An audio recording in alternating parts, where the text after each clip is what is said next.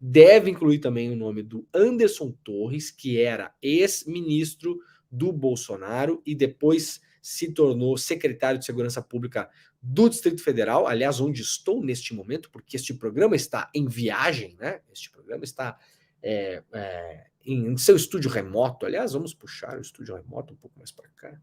Venha para cá, estúdio remoto. Muito bem. Então, e também, claro, o nome do ex-presidente inelegível, Jair, né? O senhor Jair deve estar lá também. Nós já vamos falar sobre isso. Antes de mais nada, gente, olha só que coisa maravilhosa. Quem acompanha o programa sabe que todas as manhãs a gente dá aquele giro, né, pela imprensa brasileira, pela imprensa mundial também, para tentar entender o que está acontecendo no mundo. E nós abrimos aqui várias notícias de vários meios de comunicação diferentes. Muitas vezes, inclusive, de meios de comunicação com os quais somos muito críticos, né? No começo do programa, quando nós montamos o nosso cenário maravilhoso que está aqui atrás, incrível, né? Montado pela equipe do ICL, muita gente falou, ai, demore, mas por quê? Que legal que você tem o adesivo aí da, sei lá, Al Jazeera, tá aqui, né? Que bacana que você tem o adesivo da Infamazônia, olha só que legal. Ah, mas tem o adesivo aí do quê? Da Não Gosto do Metrópolis. Ou tem o adesivo do Globo, cadê o do Globo? O Globo tá aqui atrás. Ah, ou do Clarim, o Clarim é um jornal golpista. Sei lá, né? Teve, mas aí eu já expliquei, muita gente entendeu, claro. Por quê? Esses aqui são os meios de comunicação que as pessoas consomem em geral, né? Então não necessariamente está ali o adesivo do Globo porque nós achamos o Globo legal ou amamos o Globo. Muito pelo contrário, nós não achamos ninguém legal aqui. É isso. Essa é a conclusão. A gente não acha ninguém legal aqui, né? A gente só se acha legal. E acha vocês legais, tá bom? Mas não é endosso, tá, gente? Agora, fora a brincadeira, né? É porque nós pegamos notícias desses veículos para comentar pela manhã aqui, principalmente também, que é o que a gente faz muito, né? Em tom crítico. Né? Então não é que a gente está endossando a Folha de São Paulo que está lá, né? Aqui está a revista Fórum, né? A revista Fórum nós estamos endossando, sim, porque nós gostamos muito da revista Fórum. Mas agora, fora brincadeira, né? A CNN é porque a gente vai pegar e, se for necessário, vai recontextualizar a notícia. Vocês sabem, quando eu estou no estúdio, né, no nosso estúdio incrível, né, nesse momento eu não consigo fazer isso, mas no nosso estúdio a gente tem uma tela, então eu vou lá, levanto, risco, rabisco, a gente reescreve as manchetes. Vários colegas jornalistas amam que a gente faça isso, não é mesmo? Ai, ai. Mas agora a gente vai ter uma novidade importante, que é o portal de notícias do ICL. Sim, minhas amigas e meus amigos. Então, agora, todas as manhãs, para além de abrirmos vários links aqui do UOL, da Folha, do G1, da Revista Fórum, do DCM, do The Guardian, do New York Times, do Washington Post, do La República, do Corriere della Sera, do La Stampa, do Le Monde Diplomatique, da Bild, da revista alemã, né? Do The Telegraph, do China Daily, tudo isso que a gente já faz todos os dias aqui, né? E fica muita coisa de fora, porque também o programa tem 1 hora só, né? E poderia ter muito mais coisa, porque tem notícia todos os dias para isso.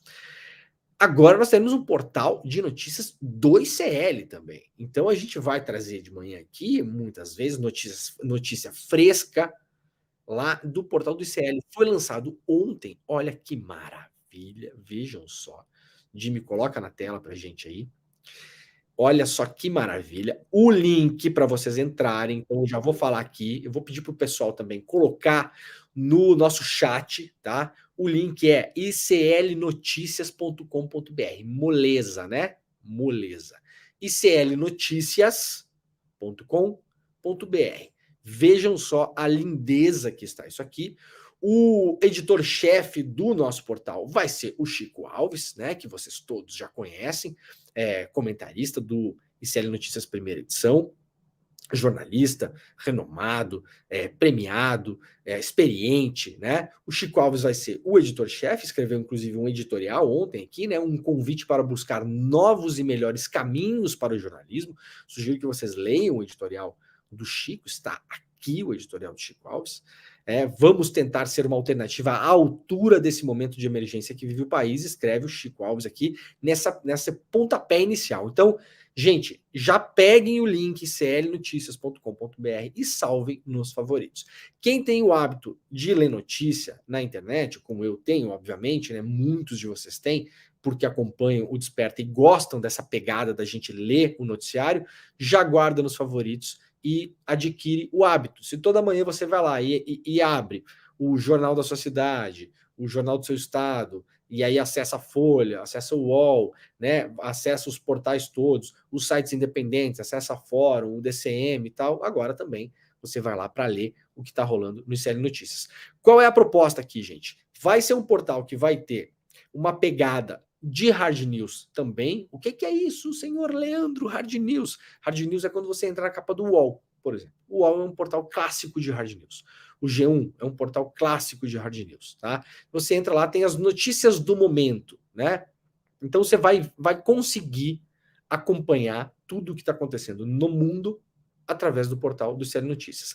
É só isso? Não. Vai ter também reportagens originais, serão publicadas aqui. Então, por exemplo, a reportagem da Heloísa Vilela que ela vai fazer sobre o império do Arthur Lira, sobre o hospital lá dos apadrinhados do Lira, que recebe uma bolada de grana e não tem gás na enfermaria. Sobre o bairro que está afundando lá por conta da Braskem. Isso tudo, claro, vai continuar indo ao ar nos nossos programas em vídeo e áudio também, porque estamos ao vivo, aliás, agora pela Rádio Brasil Atual, por exemplo. Mas também estará no portal. Então, quem gosta de consumir notícia escrita no formato clássico de notícia, vai estar aqui. O que mais vai ter aqui? Os trechos que a gente recorta, o nosso time de redes sociais, incrível, recorta dos programas, né? Um time que trabalha o tempo todo olhando, vamos pegar esse pedaço, vamos pegar isso aqui, vamos legendar, esse vídeo vai ser de 1 minuto, esse vídeo vamos colocar na íntegra, isso aqui é um vídeo mais longo de 8 minutos. Vários desses trechos estarão aqui também em formato de notícia, ou seja, facilita o compartilhamento. Muita gente adora receber vídeo, mas muita gente gosta de receber texto, né? O que mais? Vai ter colunistas, coluna de opinião aqui, vários colunistas, tá? Então, assim, vai ser um portal bem completo, tá bom? iclnoticias.com.br. Começaremos a ler notícias agora importantes do Brasil e do mundo diretamente no portal do ICL. Duas coisas importantes. Primeiro, parabéns para toda a equipe do ICL. Ontem teve um lançamento, um monte de coisas novas. Para quem perdeu, o vídeo teve um evento ao vivo em São Paulo, no auditório, aquela coisa toda. Para quem perdeu o evento, o vídeo está no nosso canal do YouTube, tá? Assistam o vídeo, porque todas as novidades estão lá. Gente, tem muita coisa, eu não vou nem enumerar aqui, porque não vai dar tempo, a gente tem muita coisa para falar no programa hoje em relação ao noticiário, tá? Mas tem muita coisa nova, tem série de ficção, tem portal, tem programa novo com o William De Luca, programa de fofoca do William De Luca. Conquistou, hein, o William De Luca? Não é programa de fofoca, tá? Mas tem programa novo com o William De Luca, que também tem um pouco de fofoca, porque todos gostamos de uma boa fofoca. Então tem muita coisa lá. Assistam o vídeo, está lá no nosso canal do YouTube, tá? Então, essa é a primeira coisa. E segunda coisa, parabéns enorme para toda a equipe do ICL que botou esse projeto em pé, tá? Gente, vocês não enxergam o trabalho que tem por trás disso, né? Eu sei que o nosso público sabe o trabalho que dá, mas muitas vezes a gente deixa no automático e não pensa quando vê um programa no ar. Agora, por exemplo, a gente está no ar aqui, eu estou fazendo o programa num quarto de hotel, né? Porque estou em viagem. Então aqui tem uma estruturinha montada aqui, né? Mas eu não estou sozinho aqui. Do outro lado da tela tá a equipe do ICL botando este programa no ar e já preparando o ICL Notícias primeira edição. Então tem uma galera agora, tem uma redação, tem um monte de gente, estão debatendo pauta, estão conversando o que vai, o que não vai, quais são os assuntos importantes, categorizando, né? Depois, quando vai ao ar, tem uma galera colocando o programa no ar, o pessoal que fica preocupado se o áudio está funcionando, se a câmera é isso, corta a câmera, bota lá, bota aqui.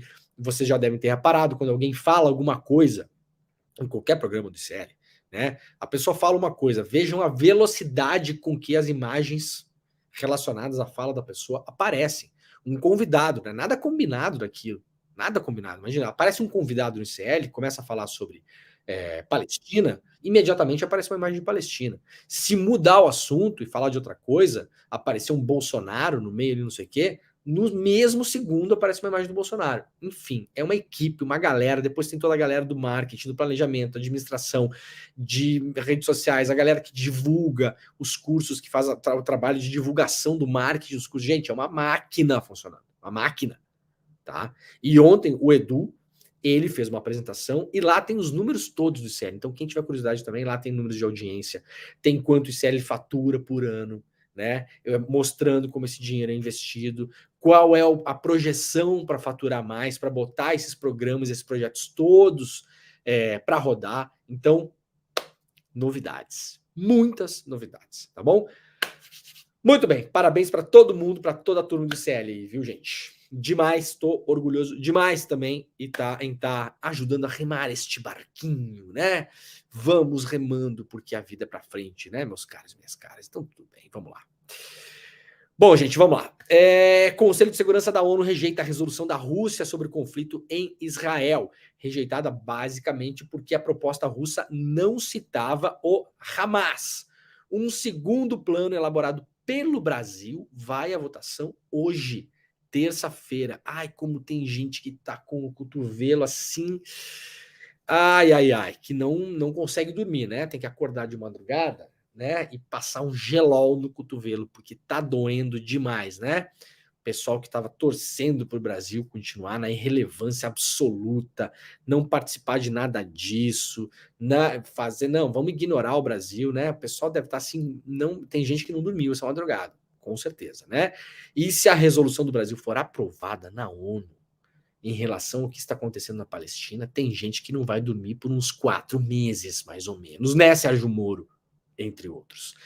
Em reunião nesta segunda-feira, o Conselho de Segurança das Nações Unidas rejeitou uma resolução proposta pela Rússia sobre o conflito entre Israel e o grupo terrorista Hamas. Já falei sobre isso aqui na Folha, né? A Folha decidiu chamar o Hamas de terrorista, mas é engraçado que ela não classifica, não qualifica Israel, né? Então vejam só, o conflito é entre Israel e o grupo terrorista Hamas, né?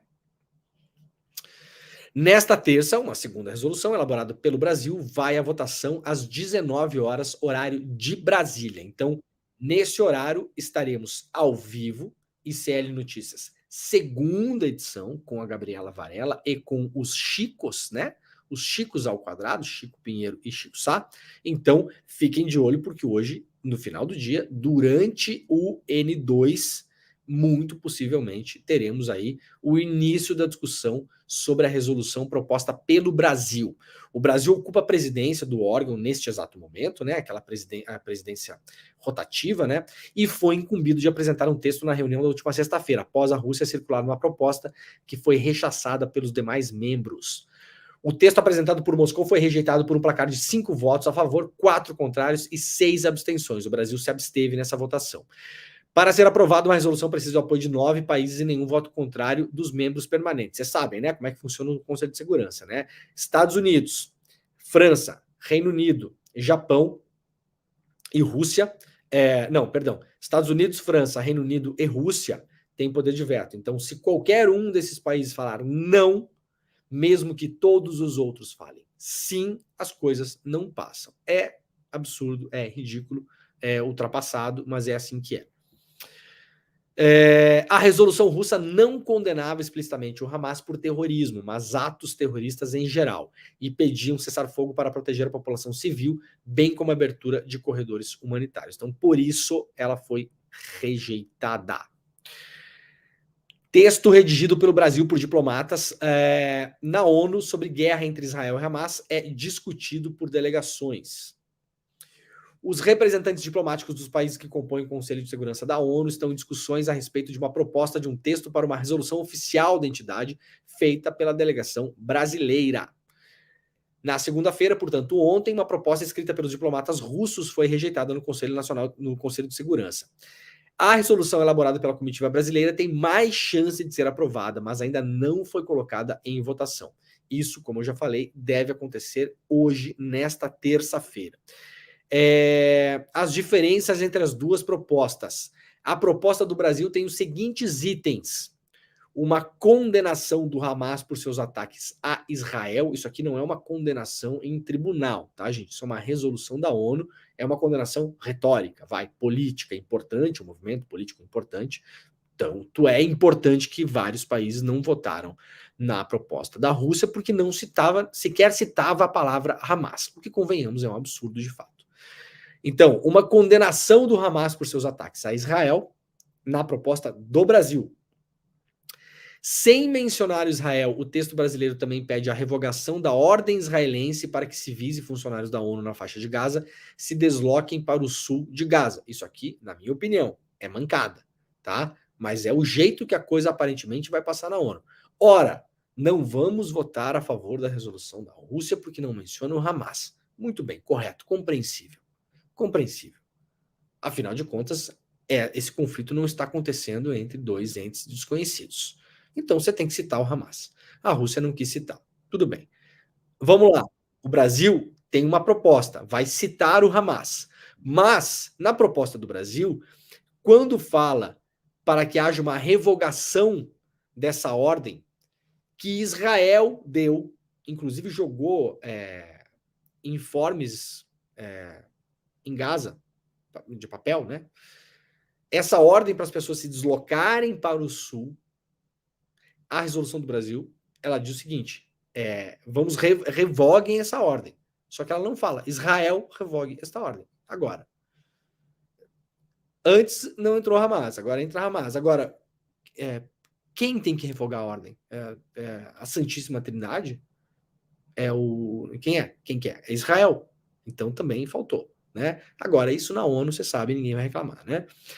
A proposta brasileira pede pausas humanitárias para permitir o acesso à ajuda. Muito bem. O pessoal que está sem dormir, né, está muito preocupado. Por quê? Porque tem gente no Brasil, pessoal, vocês têm que entender o seguinte: tem gente no Brasil hoje que não está preocupada, há pessoas que não estão preocupadas com a resolução de nenhum conflito.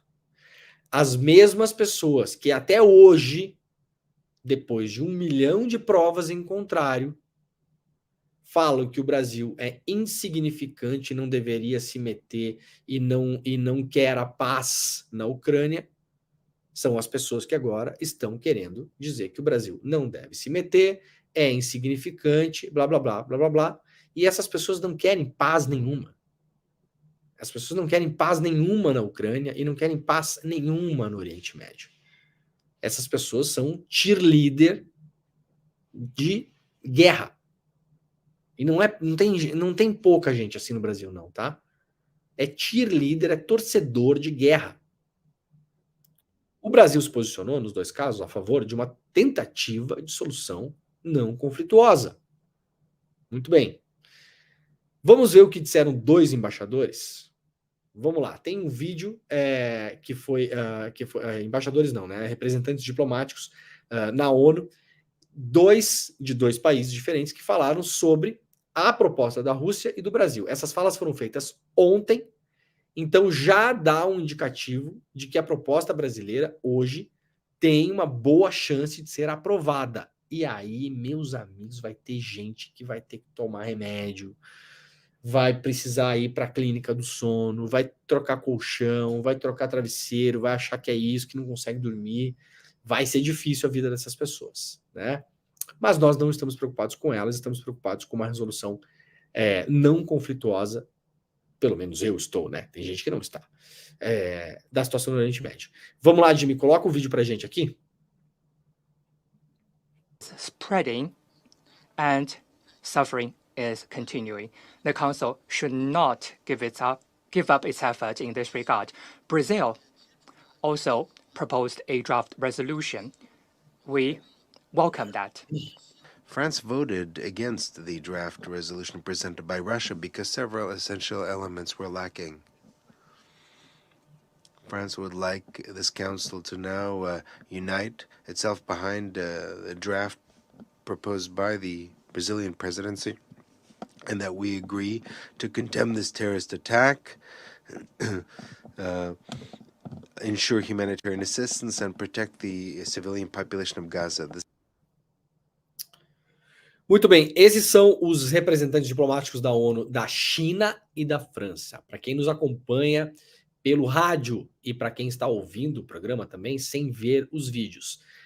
Isso foi uma discussão que aconteceu ontem, durante a votação da proposta da Rússia, que foi rechaçada, e durante essas falas, os representantes diplomáticos da China e da França citaram que o Brasil tem uma proposta melhor na mesa, melhor do ponto de vista do consenso do Conselho de Segurança, tá bom?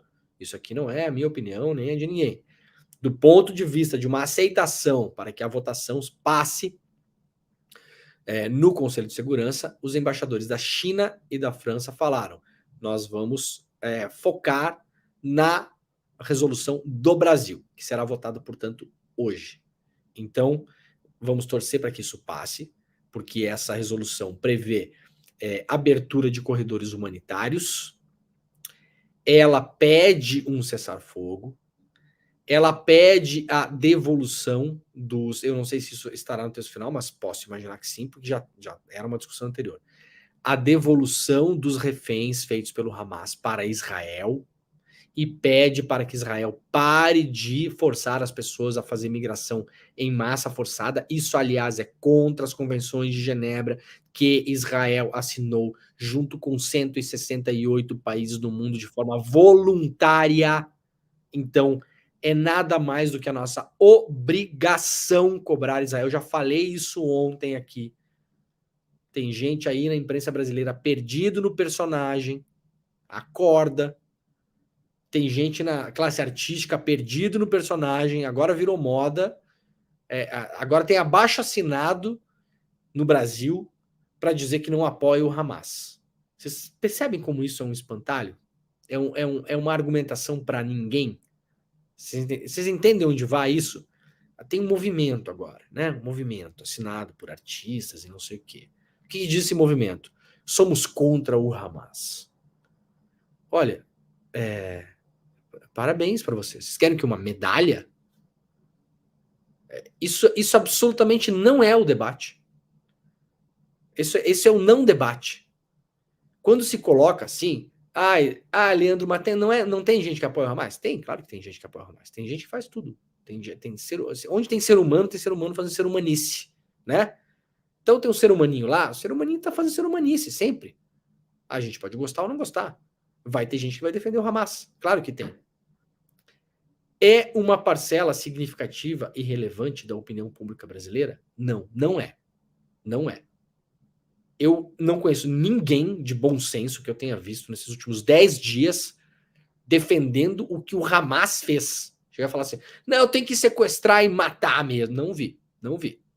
Tá? Vi doidinho de internet, vi gente insignificante, vi grupelho, tá? Agora, as pessoas estão debatendo a sério esse negócio. Ninguém tá desfazendo da dor das pessoas que perderam familiares, por exemplo, nos ataques do Hamas. Os pais daqueles jovens que estavam na festa rave, por exemplo. Tá? Com todas as críticas que a gente possa ter, eu já falei sobre isso até, né? Festa rave na esquina de Gaza, eu acho esquisito pra caramba. Muita gente fala, mas é comum ter rave em Israel. Bom, então eu acho mais esquisito ainda porque é comum ter rave em Israel. Para mim é pior esse argumento, né? Não, Leandro, mas ninguém foi organizar a festa rave do lado de Gaza. Isso é normal, tem um monte. Bom, nossa, piorou. Se o argumento era para melhorar, piorou. Eu acho pior ainda. Mas tudo bem, isso é uma outra discussão. Agora, esses movimentos sabe, abaixo-assinado de artista contra o Hamas. Gente, mas quem que é a favor do... Vocês estão respondendo a quem? Entendeu? Vocês estão falando com quem, exatamente? a imensa maioria das pessoas de esquerda, direita, não sei o quê, não estão defendendo o Hamas. Então vocês estão falando com quem exatamente? Vocês percebem, ó, 7h28 da manhã, presta atenção no que eu vou falar aqui, que é importante, tá bom? Não é pouca coisa isso, não. Porque muita gente vai perguntar, Leandro, mas qual o problema de fazer uma manifestação contra o Hamas? Não, a princípio não tem problema nenhum. Mas vocês percebem o lugar que coloca as pessoas que contestam a posição de Israel? A partir do momento que você tem manifestações no Rio de Janeiro, abaixo-assinado de não sei quem, videozinho da Cláudia Raia falando que não sei o que do Hamas. Vocês percebem que isso coloca pessoas como eu, por exemplo, como vários colegas do ICL, da imprensa também, como vários de vocês que nos assistem, em uma posição em que, se nós estamos contestando atitudes do governo israelense, nós apoiamos o Hamas. É nesse lugar que nos coloca. Então, esse tipo de protesto é um protesto. Sinceramente, eu vou falar aqui, ó, na boa. Tem gente que eu conheço que até está apoiando esse negócio, participando, inclusive, de vídeo desse negócio. Isso é um negócio para enganar otário. Vocês podem até não estar percebendo o que vocês estão fazendo. Né? Aquela coisa, não, eu estou fazendo uma coisa boa, eu sou contra o terrorismo. Né? Vamos fazer um protesto na Paulista contra o Estado Islâmico, o ISIS, contra o Boko Haram. Vamos lá também. Então vamos lá. Vocês vão fazer abaixo-assinado contra o Boko Haram? Não, né? Porque primeiro de tudo não está na moda, não está no noticiário, não gera engajamento, não dá like, não é legal, né?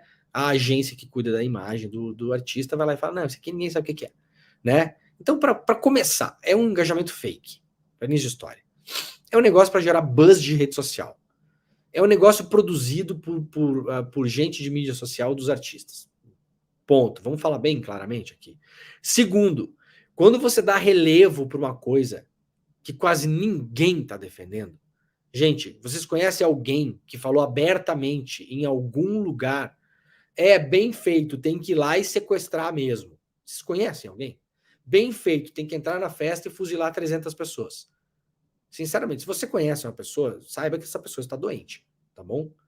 Então, assim, quando você se engaja nessa história, você joga as pessoas de uma maneira nada sutil, que estão falando sobre Israel de um jeito não elogioso, como defensoras do Hamas, tá bom? Então, é bom a gente ler os contextos das coisas, né? Muito bem? Muito bem. Israel atacou 200 alvos em Gaza só na noite de ontem, né, nas últimas 24 horas. Mais de 70 pessoas morreram em bombardeios. Esse dado aqui eu posso garantir para vocês com certeza absoluta que é muito, muito, muito subestimado. É impossível saber, neste exato momento, quantas pessoas foram assassinadas pelo bombardeio do exército israelense. O termo é esse, tá, gente? Assassinados. O exército israelense, que é o exército de um Estado soberano, que assinou os acordos de Genebra, acordos esses que são super extensos, complexos. Para quem não leu, vai no site da ONU, inclusive está lá em português, para quem quiser ler, né? São vários capítulos, trata sobre várias coisas, como você tem que lidar com prisioneiros de guerra, você tem que dar acesso à Cruz Vermelha, você tem que dar acesso, as pessoas devem se corresponder, não podem ficar isolados, não podem desaparecer. O que você faz num caso como agora que está acontecendo em Gaza, você não pode impedir rotas de fuga, você não pode bombardear áreas civis, você não pode botar prédios civis abaixo, você não pode impedir a entrada de medicamentos, de comida, você não pode operar num sistema em que você corta luz e corta água das regiões, tá? Você tem que, se você tem presos, por exemplo, de algum lado, né? Se o Hamas, né? O Hamas tem vários reféns agora. O Hamas, se fosse um Estado soberano, ele seria obrigado pelas convenções de Genebra a franquear acesso, por exemplo, à Cruz Vermelha aos reféns. O Hamas fará isso? Não, o Hamas não fará isso. A interlocução com o Hamas é outra. O Hamas não é Israel. Israel é um Estado soberano que assinou as convenções de Genebra com outros 168 países de forma voluntária. Ninguém obrigou Israel a assinar isso. Absolutamente ninguém foi lá e falou assim, são obrigados a assinar isso aqui. Não, se não quer, não assina. Está assinado. Então Israel precisa cumprir o que assinou. Israel está, neste momento, cometendo ações ilegais, que são evidentes crimes de guerra em Gaza. Evidentes. Tá? Então, esse número de 70 pessoas aqui, gente, é muito mais. Tá faltando saco para embalar cadáver em Gaza. Há cadáveres pelas ruas, há cadáveres, com certeza, nos escombros dos prédios bombardeados. Eu não sei se vocês já viram como é feito o bombardeamento. Alguns anos atrás, quando a gente via o exército israelense, né, chamado Exército de Defesa de Israel, que é uma farsa absurda, porque é um exército basicamente também de ataque, né? Todo exército é um exército de ataque e de defesa, né? Mas nesse caso usa-se a retórica para parecer que Israel está apenas se defendendo das injustas agressões, o que é mentira. Então, não sei se vocês já viram a maneira como os caças israelenses, que na verdade são americanos, né? Israel voa F-16 ainda, se eu não me engano. Eles bombardeiam os prédios. E antigamente a gente via os bombardeios e bombardeava-se, vocês vão lembrar disso, né? 10 anos atrás, um pouco mais, os bombardeios ocorriam na face dos edifícios, né? Em janelas, em paredes cegas e tal. Hoje em dia, a tecnologia ela é muito diferente de bombardeamento, cruelmente muito diferente. Por quê? Se bombardeia o pé dos edifícios, o que faz com que o edifício imediatamente colapse sobre a sua própria estrutura. Então, o que é que você faz? Tem um terrorista, Israel falando aqui, tá? Tem um terrorista escondido num prédio. Qual? Aquele. Bota o prédio inteiro abaixo e dane-se as pessoas que moram lá. Dane-se se tiver gente lá dentro. Se tiver gato, cachorro, criança, idoso que não conseguiu sair, gente acamada, que pode estar acamada em casa, que não tem nem sequer como se locomover. Dane-se. O exército israelense está bombardeando os edifícios, no pé dos edifícios, o edifício colapsa inteiro. Milhões de pessoas, depois que tudo isso acabar, ficarão sem casa, sem nada. O que Israel está fazendo é um completo absurdo. Completo absurdo. E quem não está enxergando isso, e quem ainda segue passando pano para isso, está ou completamente desinformado, então sugiro que vocês assistam Desperta para ficarem informados, ou está completamente fora de si, e é um sádico, completamente doente, ou é propagandista do governo do Benjamin Netanyahu. Tem muito no Brasil, viu, gente? Tem bastante. Não é pouco, não. Tem muito. Participa de podcast, vai na Globo News, vai não sei aonde, tem bastante. Aprendam a detectar propaganda de livres pensadores. Nós podemos discordar de qualquer pessoa, inclusive de nós mesmos, o que é um exercício muito salutar, né? Mudar de opinião, tudo bem. Agora, aprendam a identificar um propagandista de um livre pensador. Os dois podem estar falando, inclusive, a mesma coisa, né? Mas o livre pensador está falando aquilo porque chegou à conclusão por livre e espontânea vontade e pelo exercício do conhecimento. Um propagandista está fazendo aquilo por propaganda. Muitas vezes, inclusive, com dinheiro. Né? O governo do Netanyahu financia a ONG do cara, que não sei o que, não sei o que. Então prestem atenção para não cair em enganação nessa história, né? Vamos lá então rapidamente para mudar esse assunto. Israel ataca alvos terroristas, Israel chama, né? Do Hezbollah no Líbano e cresce o temor de que o conflito Hamas se alastre. O Hezbollah fica no Líbano, né? Lá para o norte de Israel, e a fronteira ali são as colinas de Golã, que Israel tomou na mão grande também, mais um território, para variar um pouquinho só, né? Porque ali é uma barreira natural entre o Hezbollah, que tem um exército, diferentemente do Hamas, entre o Hezbollah e o território de Israel, e também porque nas colinas de Golã tem água, o que é muito importante naquela região, né? Em cúpula urgente, a União Europeia busca unificar discursos sobre a guerra, né? A União Europeia também está batendo cabeça, para variar só um pouco, né? Israel solicita 10 bilhões em ajuda militar aos Estados Unidos. Gente, o contingente da guerra que Israel está mobilizando em relação a Gaza é maior. Ontem, um entrevistado do CL Notícias, primeira edição, falou isso. Eu não lembro quem foi que falou. O contingente de soldados, de militares, de tropas mobilizados para cercar Gaza neste momento é maior do que o contingente mobilizado pela Rússia para invadir a Ucrânia. Vocês têm noção da dimensão desse negócio? A Ucrânia, obviamente, é 400 milhões de vezes maior do que Gaza. Eu não sei quantas vezes mas é muito mais.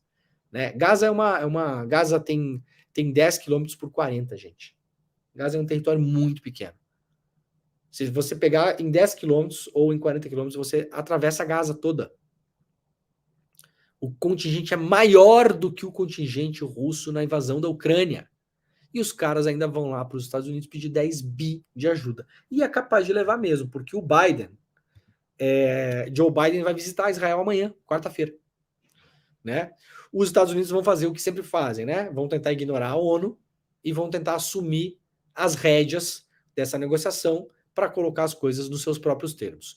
Os próprios termos dos Estados Unidos historicamente beneficiam Israel sempre. Sempre. É histórico. É histórico. Então essa visita do Biden, ela diz muito. 26 brasileiros aguardam autorização do Egito para deixar Gaza, traz aqui o DCM. Restam poucas horas de energia. Contagem regressiva para o colapso de hospitais em Gaza. Matéria da BBC News Brasil. Celso Amorim alerta para risco de escalada da guerra. A tendência é que se espalhe. Celso Amorim hoje é assessor especial da presidência para assuntos internacionais, né? Não sei exatamente o nome dele, do cargo, né? E aparentemente pode se espalhar de fato, né? Começando pelo sul do Líbano. Gente, tem um vídeo aqui da BBC Brasil.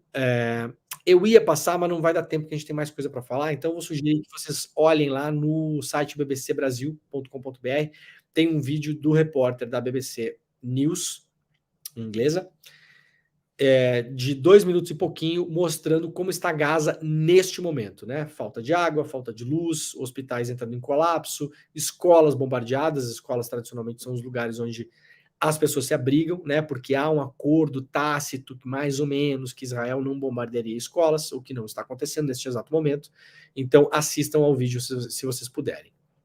Isso aqui eu vou passar rapidamente aqui. Vamos passar, Jimmy, desse vídeo, tem 5 minutos, vamos passar 1 minuto só desse vídeo.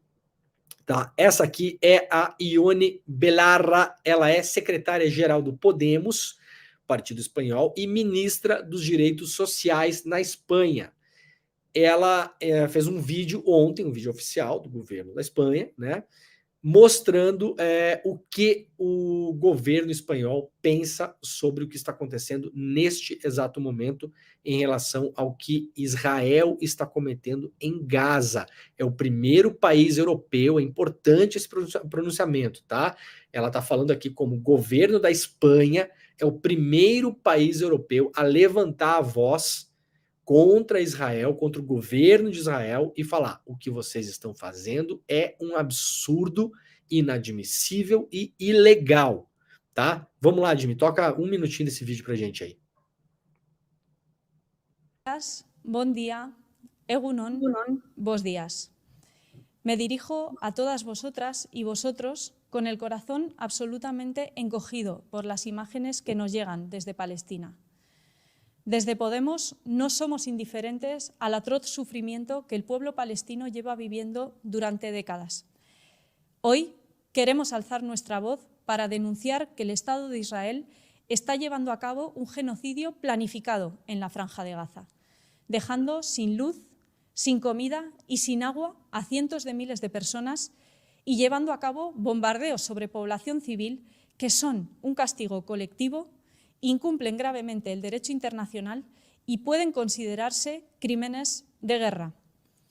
Ante esto, Estados Unidos y la Unión Europea no es solo que miren hacia otro lado, es que están jaleando al Estado de Israel en su política de apartheid y de ocupación que vulnera gravemente los derechos humanos.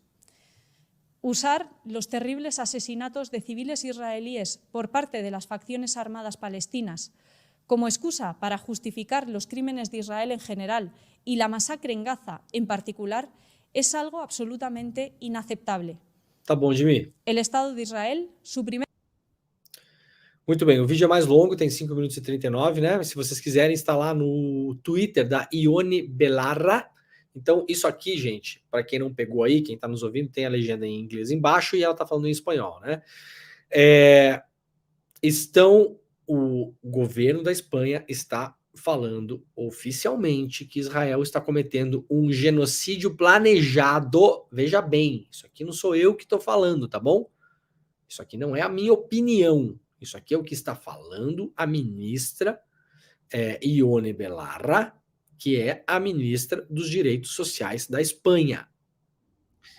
Genocídio planejado, e estão demandando que outros países ajudem a levar o Netanyahu para o Tribunal Penal Internacional. Ela cita nominalmente o Netanyahu. E aí discorre sobre tudo que a gente vem falando aqui desde o começo, né? Quem acompanha o Desperta sabe que eu venho falando isso sobre Israel desde o começo. Essa operação militar é uma operação militar ilegal. Comete várias ilegalidades. Rasga todas as cartas assinadas em Genebra por Israel, de modo voluntário, como um Estado soberano que é. Então, a coisa aparentemente, né, a Espanha é o primeiro país a se levantar lá na Europa, né, em relação a isso. Muito bem, nós seguiremos acompanhando, claro, né? Infelizmente, muita gente já está perdendo o interesse nesse assunto. É normal, o ciclo de mídia é esse mesmo. Assuntos de política internacional não interessam muito ao público brasileiro, isso é histórico da imprensa brasileira, né? Só interessa quando são algumas coisas muito específicas, né? Vejam que um terremoto no Afeganistão que matou 3 mil pessoas, ninguém se importa, né? Mas se o terremoto acontece na Itália, isso vira notícia, né? Então, são essas coisas que é histórico na imprensa brasileira. E não é só isso, nesse caso não é só da imprensa, não. O próprio público dá essa resposta. As pessoas se interessam mais em ver notícias quando é um terremoto na Itália do que no Afeganistão. Isso é um fato, tá? Então, o assunto Palestina e Israel tem um interesse do público brasileiro, é histórico também, essas crises, né, são recorrentes, mas o ciclo de notícia costuma ser um pouco menor. Eu até acho que está bastante longo, a gente está indo para um ciclo de notícia de 11 dias já, está durando mais do que eu achei que fosse durar, não porque o assunto não seja importante, mas de fato as pessoas cansam da história, né, e vão começando a consumir outras coisas, isso faz com que isso desapareça do noticiário. Mas a gente vai seguir cobrindo aqui, com certeza. Relatório da CPI do 8 de janeiro deve mirar Bolsonaro, Torres e ex-diretor da PRF. Aqui, ó. Vamos lá. Essa é a história do dia, tá, gente? Fizemos a cobertura da guerra, agora isso aqui. Foco. Tá acompanhando o programa aí? Foco, atenção. Hoje acaba a CPI do 8 de janeiro. CPI do 8 de janeiro, CPI do golpe. CPI que eu vi um monte de gente lá, né? Levantou informação pra caramba. CPI essa que foi fundamental para conseguir acesso às comunicações do Mauro Cid. Lembra do Mauro Cid? Pois é, o Mauro Cid, braço direito do Bolsonaro, né? Faz 10 dias que a gente praticamente só consegue falar em Israel-Palestina, né? Pelo que de terrível acontece lá, né? Obviamente, não teria como não falar, mas lembram? Mauro Cid, braço direito, Bolsonaro, joias, Rolex, tudo isso não desapareceu. Isso segue existindo. E hoje termina a CPI. O relatório deve apontar a participação do Bolsonaro, do Anderson Torres e do Silvinei Vasquez nos ataques às sedes dos três poderes. O texto também deve mirar em militares. A relatora da CPI, senadora Elisiane Gama, trata o documento como sigiloso. Ela tem redigido o texto final com a ajuda de poucos assessores. A apresentação está prevista para esta terça-feira, portanto, hoje, e a votação deve acontecer amanhã. Então, hoje, Elisiane Gama apresenta o relatório e amanhã esse relatório vai ser votado, será votado. Apesar da cautela da senadora, parlamentares aliados apontam que a participação de Bolsonaro na teia golpista que levou aos ataques do 8 de janeiro foi exposta pelo caso do programador Walter Delgatti. Lembram? Delgatti contratado pela Zambelli para trabalhar com a campanha do Bolsonaro para, tentar invadir o sistema do TSE. 2, fazer uma espécie de marketing público para mostrar que o sistema não era confiável. Esse foi o momento em que fechou a história para o relatório da Elisiane, segundo esses bastidores, de que o Bolsonaro tinha que sim ser mencionado no relatório, né? E também a delação premiada do Mauro Cid, claro, né? Depois de tudo que vimos, vamos lembrar que foi a CPI que conseguiu os e-mails do Mauro Cid, foi através da CPI, não foi investigação da PF não, viu, gente? Através da CPI rolaram os e-mails do Mauro Cid. E através desses e-mails nós descobrimos que os caras abriram conta lá, abriram conta ali, mandaram dinheiro para cá, mandaram dinheiro para ali, venderam a joia lá, recompraram a joia ali, trouxeram para cá, mentiram que não estava nos Estados Unidos e estava nos Estados Unidos e não sei o quê. Através desses e-mails. Ao longo dos trabalhos, a CPI derrapou, classifica a Folha de São Paulo aqui, na convocação de fardados, e chegou a perguntar ao ministro da Defesa, José Múcio, se haveria constrangimento em ouvir alguém da caserna. Ex-comandante da Marinha, o almirante Almir Garnier, não foi sequer convocado pela comissão para explicar o suposto aval a um plano golpista de Bolsonaro após a vitória de Lula. A CPI também não levou adiante o depoimento de Walter Braga Neto, ex-ministro candidato a vice-presidente na chapa do derrotado Bolsonaro. O Garnier, vamos lembrar, o cara que estaria na reunião descrita aí, onde o Bolsonaro, o assessor do Bolsonaro, Felipe Martins, e outros militares conversam sobre uma possibilidade de um golpe de Estado, uma intervenção, né? E o Almir Garnier, segundo relatos, era o cara mais animado com essa história, o cara que falou, topo, vambora. Só dizer quando, marca a hora que a gente está botando tanque na rua. Almir Garnier, que, eu já falei, não apareceu em janeiro para passar o comando para o seu sucessor, quebrando uma tradição hierárquica importante, porque não queria estar na presença do Lula. Almir Garnier, que enquanto comandante da Marinha, colocou tanques nas ruas para, entre aspas, entregar uma carta de convite para o Bolsonaro, por acaso, no mesmo dia que a Câmara estava votando o voto impresso. Por acaso, no mesmo dia. Né? Então, vocês cheguem à conclusão de vocês aí, eu não preciso falar nada sobre a índole desse cidadão. Então, vamos ver, né? A gente vai ver como é que vai ser o relatório da Elisiane Gama. A CPI também deve sugerir que militares fiquem afastados da política, seja quando quiserem se candidatar ou assumir algum cargo no governo federal. O pedido foi reforçado na segunda-feira pelo movimento Pacto pela Democracia, que reúne cerca de 200 entidades da sociedade civil, entre elas o Instituto Vladimir Herzog. Isso vai ser mais uma sugestão para a sociedade, né? A CPI não tem poder de fazer isso, não vai sair dali com essa definição, mas vai aproveitar a visibilidade do momento para sugerir isso. Então vamos ver como é que vem esse relatório, né? Tomara que seja um relatório bastante contundente. Depois disso, o que é que acontece? Bem, não sabemos. Por quê? O Aras não está mais lá, né? Deixa eu deixar aqui. Tem uma procuradora-geral agora, que é uma procuradora, a Elisabetta, esqueci o nome dela, ela é interina. O Lula não escolheu até agora o PGR, gente. Eu não sei se alguém aí entende o que está acontecendo, eu não entendo. Até agora o Lula não escolheu o PGR. Se fosse o Aras, eu diria para vocês o seguinte, eu vou dizer uma coisa que vocês não vão acreditar. Se o relatório da CPI fosse no momento em que o Aras ainda fosse o PGR, teria até mesmo uma boa chance do Aras oferecer denúncia. Porque a CPI não pode oferecer denúncia. A CPI, ela trabalha como se fosse a polícia, né? Então, a CPI, ela vai terminar um relatório, ela fez uma investigação, ouviu testemunhas, ouviu convocados, convidados, quebrou sigilos, analisou os dados e fez um relatório.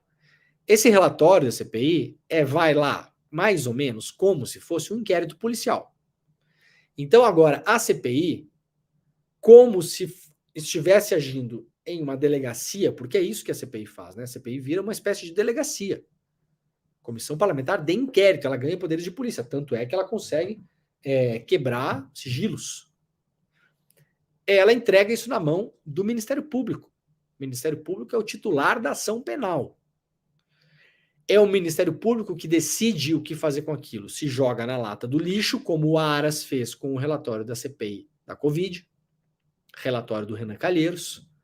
O Aras pegou o relatório da CPI da Covid, que tinha vários indícios de crime. Vários. E vocês me conhecem, sabem que eu sou chato com evidência e prova, né? Às vezes tem gente que não gosta, que quer torcer mais por uma coisa. Eu sou o cara do seguro tchan. Quem acompanha o programa sabe. Eu sou chato com evidência e com prova.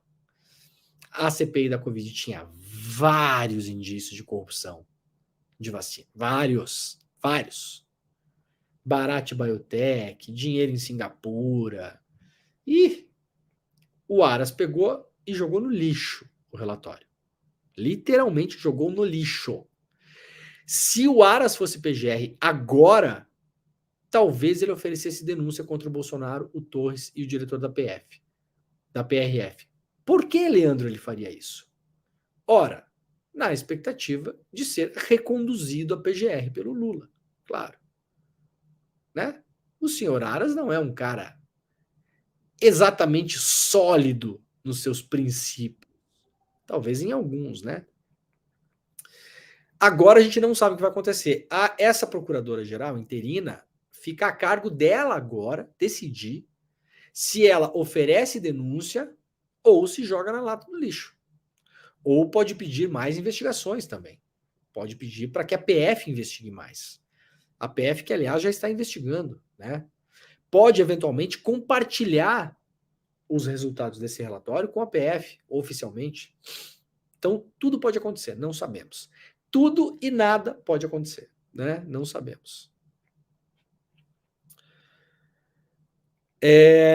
Ações de investigação contra Bolsonaro voltam à pauta no TSE nessa terça-feira. O Bolsonaro já tem outros processos, né, rolando por lá. Lembrando que, se o Bolsonaro for condenado novamente no TSE, as penas, no caso do Tribunal Superior Eleitoral, não são somadas, tá bom? Bolsonaro está inelegível por 8 anos. Ainda há uma discussão se poderá participar das eleições, não na próxima, na outra, ou não, por conta do início da pena. Se a pena começa quando foi cometida a ilegalidade ou se a pena começa a contar do início do mandato. Tem essa dúvida, está no ar ainda. Talvez vá até parar no STF esse negócio, porque a Câmara não consegue se decidir. Mas se o Bolsonaro for condenado de novo, o que acontece? Nada. 8 anos e pronto, tá? Qual é o pulo do gato? O pulo do gato é o seguinte: Bolsonaro pode estar condenado em 2 processos. Então fica mais difícil de ele conseguir derrubar processos para concorrer, porque ele pode recorrer, derrubar um, mas ainda está condenado em outro, né? Em outro. Então você faz aí uma fortaleza de condenações para evitar que esse cara vire candidato de novo, né? Muito bem, pessoal que nos acompanha pela TVT, pela TV Quirimurê e pela Rádio Brasil Atual, muito obrigado, um beijo e bom dia para todo mundo. Amanhã a gente volta, tá? Muito bem, ó, a galera que nos acompanha até o finalzinho aqui, agora vai começar o ICL Notícias primeira edição, vocês fiquem aí, não encostem em nada, não cliquem em nada, não saiam da frente do computador, não tirem o fone de ouvido, porque vai ter muita notícia, muita informação, né? Agora, a partir do ICL Notícias, primeira edição. Para quem não pegou no início do programa, está no ar o portal de notícias do ICL. Sim, é verdade. iclnoticias.com.br vai ser tocado pelo Chico Alves, jornalista renomado, né? Que é comentarista, colega do ICL também. O Chico vai ser o editor-chefe desse portal, e nesse portal a gente vai ter tudo. Você já pega, coloca aí nos seus favoritos, vai lá, você tem o hábito de ler notícia de manhã, então você vai ler o UOL, vai ler o New York Times, vai ler o The Guardian, vai ler o Le Monde, vai ler o La República, vai ler o La Estampa, vai ler o El País, vai lá para tudo isso, né? E vai colocar o iclnoticias.com.br também na sua barra de favoritos. Deixa lá no primeiro lugarzinho, tá? Para quem já colocou na barra de favoritos, agora pega, clica em cima. Clicou, minha senhora? Clica, minha senhora, em cima do negócio, da barra de ferramenta. Isso. Agora puxa lá para frente. Isso, parabéns. Deixa no primeiro lugar ali, que é o primeiro lugar que você vai olhar. Você vai olhar em outro lugar, por quê? Não precisa. Você vai primeiro no ICL Notícias, depois você vai para os outros, porque vai ter outras coisas, claro. Aqui não vai ter tudo que acontece no mundo, não, isso não existe em nenhum outro site, né? Lógico. Mas aqui vai ter aquela curadoria do ICL, né? Aqui vai ter informação com conhecimento. Aqui não vai ter a papagaiada que tem para lá e para cá, tá bom? Vai ter notícia do dia, vai ter reportagem especial, vai ter coluna, vai ter opinião, vai ter trechos dos programas. Fica ligado, que a coisa tá andando. Tem várias outras coisas que vão acontecer nos próximos meses, então não sai daí não, tá? Terça-feira, 17 de outubro, 7h59 da manhã. Este foi o Desperta ICL. Nós voltaremos amanhã. Muito obrigado pela sua companhia e tchau. A liberdade de imprensa é que garante acesso a informações que não são contadas de uma forma natural, né, pelos seus atores. Ela faz parte da democracia, caminha lado a lado com quem quer progresso, com quem luta por direitos, porque a liberdade de expressão garante essa pluralidade.